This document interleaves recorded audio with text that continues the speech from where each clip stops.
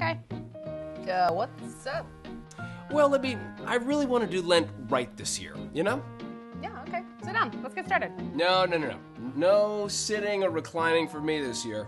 No, it's far too comfortable. Also, no solid foods, no clothing fresh out of the dryer, no electronics. Whoa. That might be a little too extreme. I mean, no electronics? Oh, no. Failed already. Oh, man. Oh. Well, maybe now you won't feel too guilty about sitting down? I feel guilty about everything, Libby. Traffic lights! How many traffic lights did I go past when I was coming here today? I mean, pick something you can do, Johnson.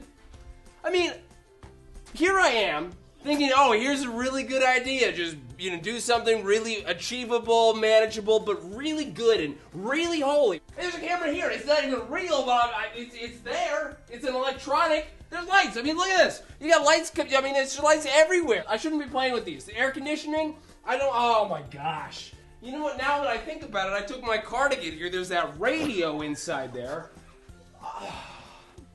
I mean, mostly it's internal combustion, that's a mechanical process, right? It's not electrical. I can't get out of bed in the morning without just feeling, where are you going?